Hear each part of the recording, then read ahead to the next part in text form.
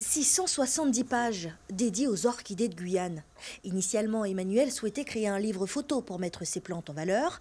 Et puis, il y a eu une conversation entre lui et Aurélien Sambin, scientifique et co-auteur de l'ouvrage. Quand j'ai rencontré Aurélien Sambin un jour, il m'a dit « Mais Manu, ce livre-là, il n'y a pas suffisance, il faut mettre des cautions scientifiques et tout. » Et il m'a fait une proposition pour refaire un ouvrage. Donc on efface le premier et refaire un ouvrage. Donc il a refait un deuxième ouvrage avec une caution scientifique, des études et tout ce qu'il faut replacer, de refaire des photos. Au total, c'est plus de 20 ans de recherche. Ce puits d'information répertorie 360 espèces d'orchidées. Vous pouvez découvrir par exemple la plus petite du territoire, la Plastistelle stenostachya. Elle mesure moins d'1 millimètre. Ou apercevoir la plus grande orchidée guyanaise appelée Vanilla trigo. Elle mesure plus de 15 cm. Il n'y a pas d'heure de travail. Vous passez votre temps, votre vie à faire ça. C'est extraordinaire, c'est une aventure extraordinaire.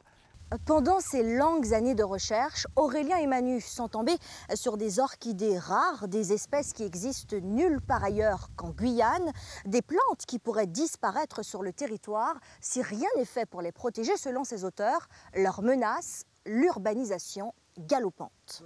C'est le littoral guyanais qui est le plus peuplé, donc beaucoup de savanes, beaucoup d'endroits où pousse un monde végétal, animal, tout le monde se côtoie.